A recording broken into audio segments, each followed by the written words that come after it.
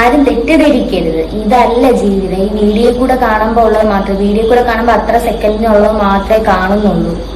അല്ലാതെ അത് കഴിഞ്ഞിട്ടുള്ളതോ അതിന് മുമ്പുള്ളതോ എന്താണെന്ന് നിങ്ങൾ അറിയുന്നില്ല. ഡോക്ടർമാർ വരെ പറയുന്നു അനാമിക 17-ാം വയസ്സിലാണ് ഗർഭിണിയായതെന്ന്. 3 മാസം ഗർഭിണിയായിരിക്കെയാണ് വിഷ്ണു അവളെ വിവാഹം ചെയ്തതെന്ന് പറയുന്നു. കുഞ്ഞു ജനിച്ച് ആഴ്ചകൾ മാത്രമായിരിക്കെ പോസ്റ്റ്മോർട്ടം ഡിപ്രഷനിലോട്ട് പോകുന്ന അനാമികയ്ക്ക് ഇതൊരു വലിയൊരു ഷോക്ക് തന്നെയാണ്. ഭർത്താവും അമ്മായിയമ്മയും ഇപ്പോൾ ഒളിവിലും പോയി. പുതിയൊരു ജീവിതം കിട്ടിയെന്ന് ആശ്വസിച്ചുകൊണ്ട് ആ ഒരു പാവം കുട്ടി കഴിയുകയായിരുന്നു. എന്നാൽ യഥാർത്ഥത്തിൽ അതൊന്നുമല്ലായിരുന്നു സത്യം. വിഷ്ണുവിന്റെയും അമ്മായിയമ്മയുടെയും കൂടെയുള്ള അനാമികയുടെ ജീവിതം അത്ര രസകരമല്ലെന്നും വേണ്ടി വന്നാൽ അനാമികയുടെ ജീവൻ തന്നെ അപായപ്പെടുത്താൻ ഒരു മടിയുമില്ലാത്ത ഒരു ദുഷ്ട സ്ത്രീയാണ് ഉദയഗിരിജ എന്നാണ് അനാഥാലയത്തെ ചുറ്റിപ്പറ്റിയുള്ള ആളുകളും അവിടുത്തെ അന്തേവാസികളും പറയുന്നത്. അനാമിക അവരുടെ കയ്യിൽ ഒട്ടും സേഫ് അല്ല. കുഞ്ഞിന്റെ DNA ടെസ്റ്റ് എടുത്തു കഴിഞ്ഞു. ഇതിന്റെ റിസൾട്ട് വന്നാൽ ഉടനെ തന്നെ വിഷ്ണുവിന്റെ അറസ്റ്റ് ഉണ്ടാകും.